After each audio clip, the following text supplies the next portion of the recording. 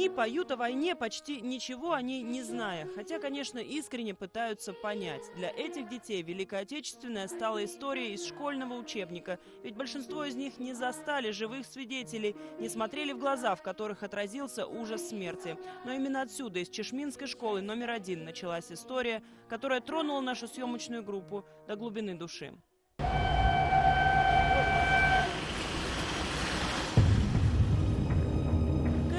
На железной дороге она регулярно приходит на протяжении полувека. По узкой тропинке, через лесной бурелом и несколько километров по шпалам. Здесь в конце 60-х Неля Смирнова, тогда еще 18-летняя пионер-вожатая, вместе с учениками первой Чешминской школы выкопала мешок с человеческими останками. Выкопали оттуда рогожий мешок с останками солдат. Вот здесь как раз уголок вот здесь. Копали вот здесь? Да, вот здесь копали. Кусочки фрагментов тел, где ребро, где пальчики. Этот скромный памятник появился здесь уже после страшной находки. Неля Петровна со школьниками собирали металлолом и на вырученные деньги заказали мемориал с оградой. Теперь только он напоминает о страшной железнодорожной катастрофе под Чешмами, крушении 2 санитарных поездов в годы Великой Отечественной. И если бы не бескорыстный порыв простых сельских жителей, мир мог вообще не узнать об этой засекреченной трагедии. На перегоне Шенга-Куль-Чешмы железной дороги имени Куйбышева 5 декабря 1942 года произошло крушение военно-санитарных поездов. Погибли 42 человека. Протокол заседания Компартии – это первый официальный документ о Чешминском происшествии, который был рассекречен только спустя 75 лет. По архивным данным удалось восстановить хронологию. Оба поезда с ранеными следовали в одном направлении – в сторону Уфы. На подъезде к станции Чешмы один эшелон остановился в ожидании разрешающего сигнала. Второй двигался сзади. В это время в кабине управления вместо машиниста находился его помощник. Он проехал на закрытый семафор и на полном ходу врезался в хвост стоящему поезду. 4 последних вагона, в 3 из которых были люди, перевернулись и загорелись. Тушить невозможно было. Пожарная такая лошадка была. Они полную бочку набирали воды, пока из деревни Чешмов везли на этот пожар. Вода в бочке замерзала. 40 градусов мороза. И вот они смотрели, бедные, на этих людей, как они горят. Горели, говорят, люди голубым пламенем. Неля Петровна вспоминает слова одного из очевидцев трагедии, которого, к сожалению, уже нет в живых. Железнодорожный работник Николай Зеленкин со слезами описывал это жуткое зрелище и своими руками хоронил останки погибших прямо возле путей. Он плакал, стоял, бедный. Не могу. Все, видать, вспомнил, как они горели, как их хоронили, все. Так сгребали веником и руками складывали вот в эти мешки рогожьи и хоронили. Приказано было до утра, чтобы все было убрано, чтобы поезда как ходили, так и ходили. Доктор, 14-й вагон горит. Отцепляй вагон, ребятки! Это фрагмент советского художественного фильма о военно-санитарном поезде. И хотя сюжет не связан с Чешминской катастрофой, эти кадры кажутся ее иллюстрацией. Пророчески звучит и название фильма «На всю оставшуюся жизнь». Ведь как раз настолько были засекречены данные о происшествии. Засекретили как раз на всю человеческую жизнь. Несколько лет мы идем по следам и опаздываем. Когда начинаешь искать, только что эти умерли, только что те умерли, только что те. Римма Буранбаева, военный поисковик, лично участвовала в ликвидации другого, крупнейшего в истории крушения поездов в Улу-Теляке. Говорит, именно тогда поняла, что самый страшный цвет – серый, цвет пепла от сгоревших человеческих тел. Узнав о том, что на башкирской земле была еще одна серьезная железнодорожная катастрофа под Чешмами, Римма Нуриевна потеряла покой, ведь до сих пор неизвестны имена погибших 42 человек, солдат и санитарок, которые совсем немного не доехали до пункта назначения Уфимского госпиталя. Они выстояли в таком тяжелейшем сражении за Сталинград. На земле, где шли бои, они были героями, а на мирной земле они стали безымянными. Их сделали безымянными, спрятав эти списки. А ведь где-то по России их сыновья, дочери, внуки ищут же их. Слово «диверсия» тогда просто витало всегда и в разговорах, и в мыслях всех людей. И вот решили, что диверсия, видимо, поэтому спрятали документы. Однако на пожелтевших архивных страницах значится, это была не диверсия, а цепь трагических случайностей. Темное время суток, метель. Но главное, накануне происшествия машинист управлял локомотивом 34 часа, без сна и отдыха. Всю паровозную бригаду должны были сменить в Раевке. Однако по ряду причин этого не сделали. Не выдержав нагрузки, машинист передал управление помощнику. Машинист депо Дема Мирянов на паровозе спал. Также спал его сын, который работает на паровозе кочегаром. Неспящим оказался один помощник машиниста Шепетько, который не следил за сигналами и не принял меры к остановке поезда при проезде закрытого семафора. Римме Нуриевне удалось найти единственную живую участницу тех событий – 99-летнюю Марию Ивановну Салманову. В 1942-м она ехала в одном из поездов, была заведующей хозблоком. В тот вечер наш поезд подходил к Уфе. Все готовились к ужину.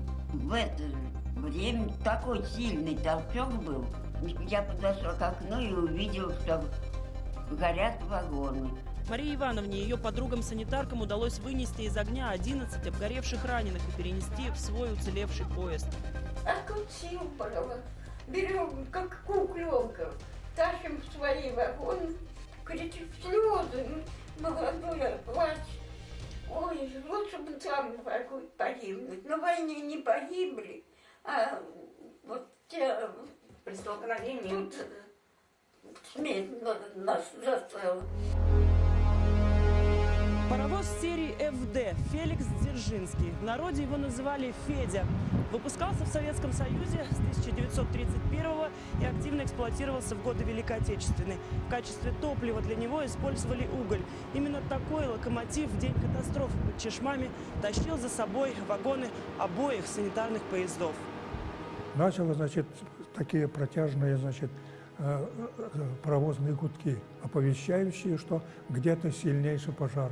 Зинур Усеев, бывший следователь МВД, подполковник в отставке. Историю Чешминской катастрофы он добровольно расследует уже 12-й год подряд и считает едва ли не главным делом своей жизни. Все установленные им сведения теперь хранятся в книге памяти в Чешминском историко-краеведческом музее.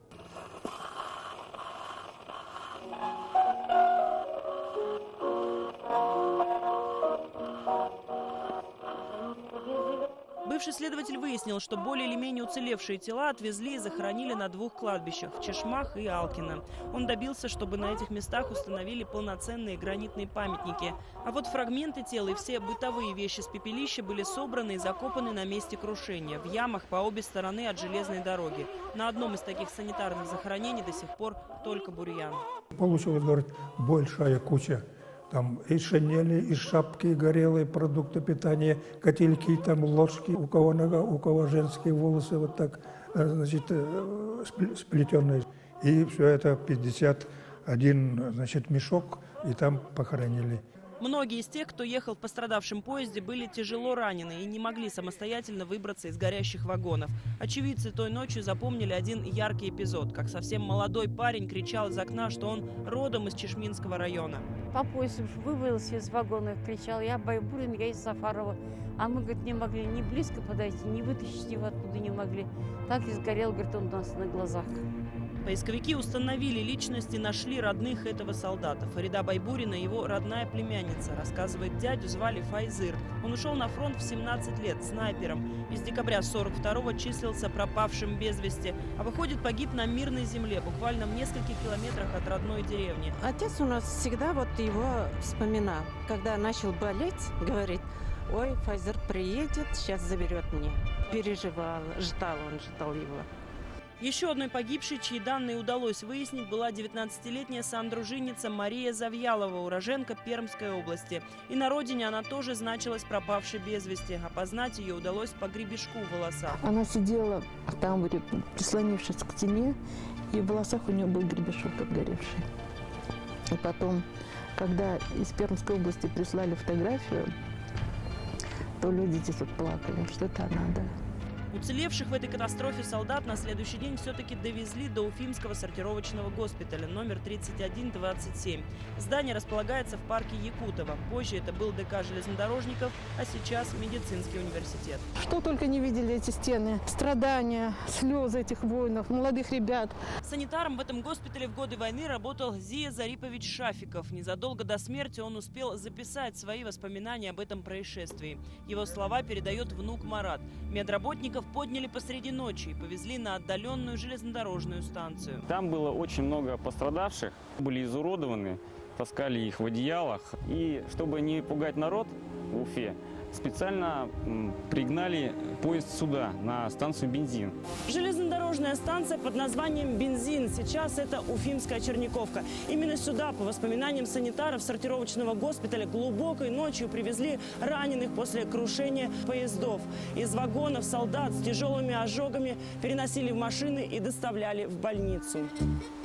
За годы поиска подполковник Усеев написал более 70 запросов в архивы по всей стране. Во многих отказывают по инерции, несмотря на то, что гриф «секретно» уже должен быть снят. Но привычка доводить начатое до конца не дает бывшему следователю оставить это дело нераскрытым. У меня самая большая цель – установить личности всех погибших от и до. Кто они такие, откуда? Наверняка все они числятся без вести пропавшими. Но как так 42 человека, значит, погубить на мирной Чешминской земле? Отыскать имена всех погибших считает своим долгом и Римма Буранбаева. Ее отец был командиром площадки бронепоезда, а мама – фронтовым хирургом. Мой папа мог оказаться в числе раненых, кого вот так вот в эшелон посадили, потом где-то по Чешмаме бы он погиб, и его имя бы затерялось. Я не могу с этим примириться, поэтому я продолжаю поиск. Вот видите, здесь фляжка, по ней вообще красноармейца опознать без проблем. Он здесь написал полностью свои данные, где он родился. Большинство из тех, кто знаком с этой историей, уверены, что сейчас нужно провести раскопки на месте санитарных захоронений, поднять из-под земли те самые 50 рогожих мешков. Хотя поисковик Владимир Волков считает, что вероятность обнаружить личные вещи солдат не очень велика. Инвентарь весь им выдавался. Он был в поезде, это не их собственный, то есть все было медицинское. В лучшем случае они могли находиться в пижамах или в нательном белье. Если это тяжелые больные, то они были вообще голые. У меня в руках так называемый солдатский смертный медальон. Небольшая капсула, в которую в свернутом виде вставлялся листок бумаги. Выглядел он вот так. На нем указывались все данные бойца. Имя, фамилия, год рождения, место, откуда он призывался, и даже имена родных. Однако именно в 1942 году, за полгода до Чешминской трагедии, медальоны заменили вот на такие книжки красноармейца, которые при поступлении в госпиталь у солдат забирали.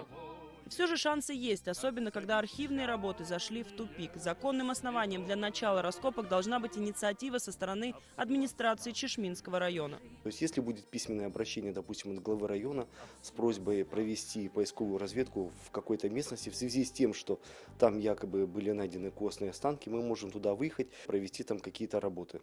Если надо обращение от администрации района, конечно, мы и сделаем. Любая даже мелочь, которая будет говорить о фамилии, имуществе участника этой трагедии, который способствует установлению истинного имени, мы, конечно, за. Мы, журналисты, в свою очередь верим, что накануне 75-летия Победы удастся, наконец, восстановить этот пробел в памяти о Великой войне. Выкопать останки нужно хотя бы для того, чтобы перезахоронить их должным образом. Здесь, в глуши, на эту могилу обращают внимание только вандалы. Звездочку согнули, надпись выковырили лому. Что, они заслужили, что ли, это?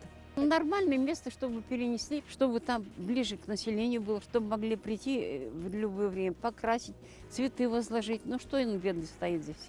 Где вот хоть один цветочек? Во время съемок здесь, на месте захоронения, мы обратили внимание на необычное явление. Прямо вокруг памятника, таким своеобразным полукругом, здесь вырос кустарник с ярко-синими ягодами. На фоне белого снега это зрелище поистине завораживающее. Он растет только в этом месте и больше нигде вокруг. И, насколько нам известно, здесь его никто не сажал. Такое чувство, что сама природа словно позаботилась об этом месте. Каждый год 9 мая жители Чешмов выходят на улицы поселка, чтобы пройти в составе бессмертного полка. Многие фотографии подписаны «Пропал без вести». Возможно, совсем скоро эти страшные слова удастся заменить на другие. Найден, похоронен на родине. Юга,